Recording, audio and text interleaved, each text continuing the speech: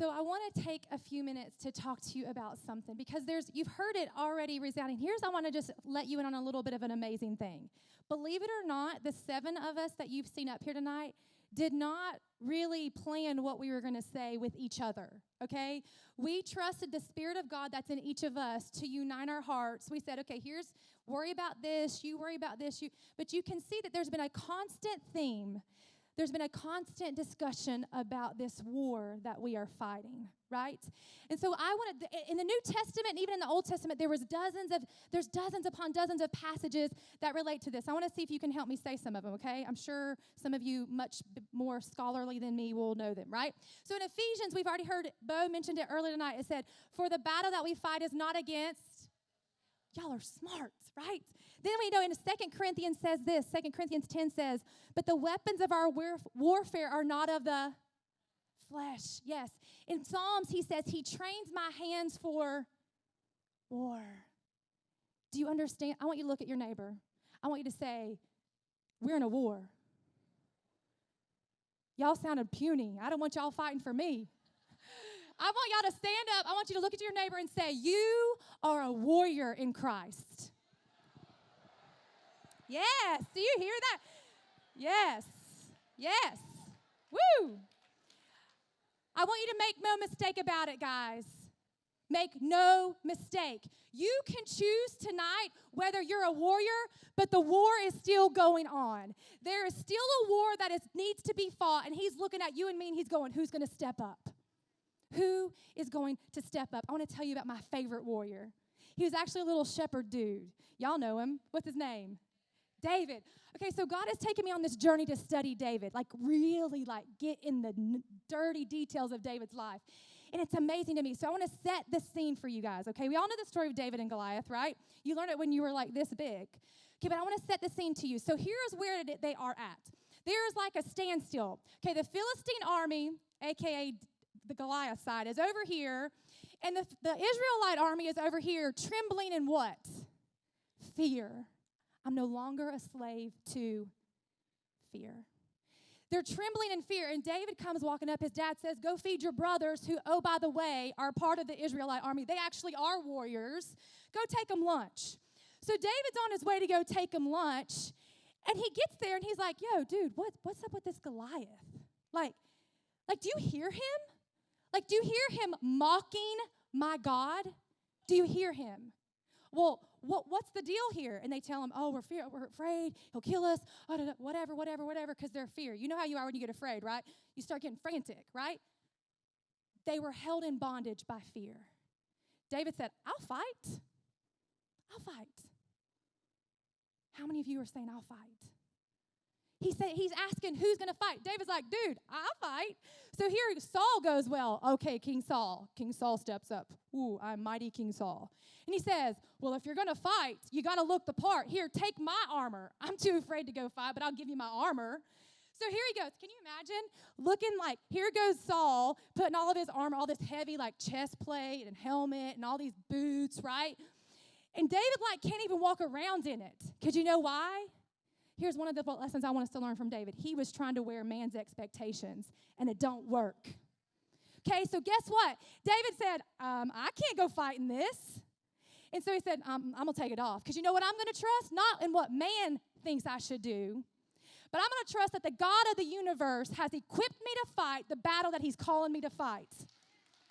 And you know what? The same goes to you and me. How many of us are held in bondage of fear, and we're afraid to step out, and God's going, go fight the enemy, and y'all are like, oh no, maybe, what if I don't do it? What if I don't look the part? Well, I don't care if you look the part. Go daggum do it anyways. That's what he's wanting us to do. So here's the other thing that I want you to learn about David. I'm kind of in love with David right now, by the way. So here's the other thing that he did. You know what he did? When he decided to fight, he said, I'm going to fight the way I know how to fight. I'm going to pick up my stones. I'm going to pick up my slingshot. And then what I'm going to do, I'm going to advance. And I'm going to walk towards Goliath. And I'm going to walk towards the enemy. And I'm going to do it with boldness. And I'm going to do it in confidence. And how many of us are lacking that right now?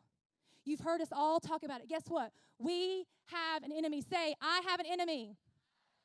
I've already told you about Ephesians 6, but it said this. This is what it says, and I don't want to get it wrong, so I want to read it. It says, Ephesians 6:10-14 says this, that we are to be strong in the Lord and in his mighty power. We're to put on the full armor of God, not just half of it, not just the helmet, but put on the whole thing. We're to put on the full armor of God so that you can take your stand against the enemy's schemes. Let me break it down for you. You know what the word scheme means in the original Greek language? I'm going to butcher the word, but it's like methododia or something like that. But it's where we get our word method for. It is actually where he has a technical pursuit of how to render you helpless. He is pursuing you to kill you and to destroy you. And we are standing back and we don't even recognize the attacks. We're too busy worried about what they think about us or what they're going to say about us or how do I look the part that we're not even fighting. We're not even on the battlefield. He wants to destroy you. But David said, nope. I know what God has called me to do. And I know that if God's called me to fight that, he's going to equip me to do it. And I'm going to advance. And he walked. Imagine, what do you think the Israelite army was doing? I mean, I imagine they're sitting there going, dude, he's an idiot. Like, can I say that? Is that bad? I bet they're probably thinking, he's going to get creamed. He is going to, like, I bet some of them were like, I can't even watch. Like, you know, but other ones were probably like, I'm going to watch because, but imagine. And how many of us feel that way? That we're afraid to advance because we're worried about what everybody else is doing watching us. And I'm going to tell you right now, I'm going to speak for the 7 of us. I'm so sick and tired of what everybody else thinks that I don't even care anymore. When I listen to me, people, when I talk to a 14-year-old for the first time and I'm sitting there and I have to listen to the evil, I've never seen evil like it in my life. When I have to say, I don't care what you think. All I want to do is make sure that baby's safe. I do not care. When I get a call from a 16-year-old and she's saying, I can't sleep, I'm having flashbacks, I'm afraid to close my eyes. I don't care what you think. I just want to make sure that that baby knows the love of Jesus and that baby can be redeemed and restored. That's all I care about in that moment. And I can speak for the 7 of us that are here tonight. That's the kind of warriors we're looking for. Because guess what? This battle is messy. It is dirty, it is messy, and it don't work from 9 to 5. So if you're trying to fit it into your 9 to 5 schedule, it just really ain't gonna. I get a call at 3 o'clock in the morning. I get a call on Friday night at 6 o'clock when I'm supposed to go to dinner with my husband, and I get to say, sorry, date night's gonna have to be a rain check because it's messy. But how many of us are willing to do it? But guess, guys, listen to what David did. Listen to why David did it. And this, if you walk out of here with nothing but this, do not miss this. David didn't do it for any other reason but for God's glory.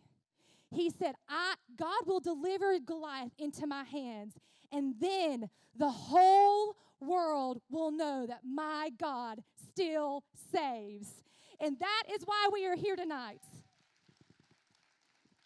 This isn't about individual organizations' reputations. This isn't about individual organizations getting glory and getting credit. This is about you getting fired up to walk out those doors because then the world will know that our God still saves. This is about unity. But guys, listen to me. I'm going to say something. I want you to listen to the whole thing. Don't listen to just half of it, okay? This isn't even just about the girls. And this is what I mean by that. We're here because we all have a heart for the brokenness. And it's God's heart. It should be our heart. But it's for him. At the end of the day, it's because we want to be obedient to what he has called us to do. And in us, he will rescue his people. In us, he will redeem his people. Through us, he will get them and snatch them out of the enemy's hand. But our motive better be to honor him. Are y'all with me? So listen to this. With that being said, I need you to understand something. When we are victorious, not if. Because God doesn't send his children out to lose. And I'm telling you right now, losing is not an option. When you're looking into the eyes of a 12-year-old or a 30-year-old, it makes no difference. Losing is not an option. They're looking at you going, show me. How do I get there? Show me his love, because I don't see it anywhere. Do you understand what I'm saying to you when someone's looking at you going, I have nothing to hope for. Give me something. We better know the source of hope, because that's the only way we can give it. But here's the thing that we need to understand about tonight. This isn't just about fighting human trafficking. It is about uniting his bride. I want you to look around. I want you to stand up, so you can see what I see. Like, do a full circle. Look around. I bet you don't know half the people in this room. I bet you don't even know a fourth of them. And I love it because this is God's bride. These are his people. It's his children. You can have a seat. You don't have to stand. But yet, you know what? There are two things that are so near and dear to God's heart. It's worship and it's unity. But they are not inseparable. A lot of times we like to think it is. You know, we like to worship in our own four walls, and we don't really talk to this church that's next door to us, and we don't work with the church that's down the street because we get caught up in our own four walls. Go worship where you worship, and guess what? The bride still exists outside of that four walls, okay? So listen to what God's doing, though. Listen to what he said. Listen. Exodus 9 said, the Lord said to Moses, go to Pharaoh and say to him, okay, what do we know about the Israelites then? They were slaves. Seems a little fitting. He says this is what the Lord, the God of the Hebrews says, let my people go so that they may worship. Not go to church on Sunday, not serve, not do a lot of good deeds, which all those things are important, but it's so they can worship. But you know what he also says? If you read in Matthew, goes on and talks about, I really just got this as we were praying and preparing for this night. In Matthew, I'm reading, and because worship is it's so near and dear to my heart, because I think if you can't worship here, how are you going to do it in heaven? Like, you got to be with abandon because God saved your soul, okay? But listen to what he says in Matthew. Matthew 5, verses 23, 24 says this. When Jesus is speaking about worship and unity, he says, therefore, if you are offering your gift at the altar, and then you remember that your brother or sister has something against you, leave your gift at the altar. Leave worship. Go restore that relationship and then come back. Guess what? There's 7 organizations that are here tonight, and this is our intentional effort to be united. We will not rid the city of human trafficking if we are not united. We will not free those from enslavement unless we are united. Broken unity among believers prevents authentic worship. It just does. You could be sitting in your church on Sunday and have an issue, and it's preventing you from truly worshiping the one true living God, the one who saved your soul. On your program, this scripture is on there, John 17, 20 through 23, where this is Jesus. It's his words. It's in red in your Bible, okay? This is what he said. My prayer is not for them alone. I pray also for those who will believe in me. That's you and me, guys. Father, just as you and I are in me and I am in you, may they also be in us so that the world, what? May believe that you have, there it is again, there's that theme again. Not for any other reason, but that the world will know that God says. This is what he says. So that they may be brought to complete unity. Then the world will know that you sent me and have loved them even as you loved me. Then, guys, we've got it wrong. And it's preventing souls from being saved. And this is the start of it. Like, we are going to be intentional about working together and being united, because then the world will know that God still saves. And that's what matters. But our unity is a direct reflection of God's love. But here's what I want. One last lesson from our warrior David. One last one, and I'm going to wrap up. When we walk in faith and in confidence of what God has called us to do, there are people who are watching and they're inspired. When you walk in faith and you are not bondage to fear, but you walk in faith, someone's going to take notice. Guess what happened with David? He goes marching. Remember, he's advancing. He slings that shot whoosh, with a rock, y'all. He killed a Goliath with a rock. I mean, seriously, that's as simple as it breaks down, okay? He didn't have a weapon. He didn't have this huge strategic plan. He walked in confidence because he was mocking his God. And he was fed up. Slung the rock, went and killed him, cut off his head, and guess what the Israelite army did? it sent a surge of confidence through them. And they said, I'm ready to fight. They literally advanced. The Philistine army ran in fear, and they defeated the Philistines. All because of what? One little old shepherd boy who said, I'm going to fight. I'm going to go fight. And I want you to look at yourself, and I want you to reflect on yourself and say, he's looking at you and he's looking at me saying, get up. Take back the land that I've already given you. The promised land is there. It's like we see it. This city is our promised land. And God's going, if you don't occupy it, Satan is. Go take it back. Take it back. And then when you take it back, stand firm. Stand firm. Then stand firm. Stand firm. Turn to your neighbor and say, stand firm. Stand firm, guys. I don't know about you, but man, that gets me fired up.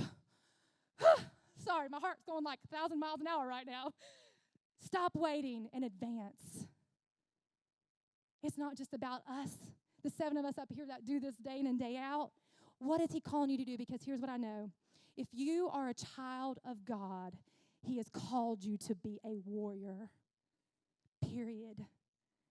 You're in a war whether you want to, because you know why? Our God is the God of angel armies. And he fights for his people. And he's looking going, are you going to join me? Are you going to join me? Are you going to join me? He's looking for the shepherd boys. He's looking for the Davids going, I'm sick of them mocking my God. If we're ever going to win this battle against the giant that is called human trafficking, we better rise up and be warriors. That's what he's calling you and me to do. But we have to also acknowledge that this is what Scripture says. If my people will humble themselves and pray and seek my face, I will hear them and I will heal their land. Y'all, we better get ourselves right before a holy God, because we cannot do what he's called us to do. We cannot fight the battles that he's called us to fight if we got all kinds of stuff in our own life that we aren't even willing to acknowledge. Not only does it affect our unity, but it affects our worship and it affects our service. So here's what we're going to do tonight. Y'all aren't going to walk out that door the same. You're not going to walk out that door the same. We're going to have the worship team come back up, and we're going to enter into a time of communion and worship. There are going to be communion stations strategically placed around the room. Leaders, if you guys will go to one of the stations, find them. I forgot to tell them where they were. Go find them. They're around the room. But here's the deal. We're going to go into a time of worship. You need to evaluate your own life before the Lord. You just need to evaluate. You need to go, okay, what's holding me back? Am I in fear like the Israelites' army? Am I held in bondage and fear like the Israelites were? Is there unforgiveness that I need to deal with? Is there a broken unity that I need to deal with? Is there bitterness that I need to deal with? Do it. Do it tonight. Humble yourself. Seek his face. He will heal this land, but he's looking for his people to be the agents of that change. But guess what? You may be sitting here tonight and you just came with a friend, and here's the reality. You may never have even enlisted in the army, right? You may not know Jesus. Don't leave. I'm telling y'all, I would give everything for him. He is worth everything. Everything. Our leaders are around so that they can talk with you, that they can pray with you, that if you have questions. I know for a fact that in this room there are survivors. I know that for a fact there are people in here that are struggling with stuff. Don't struggle.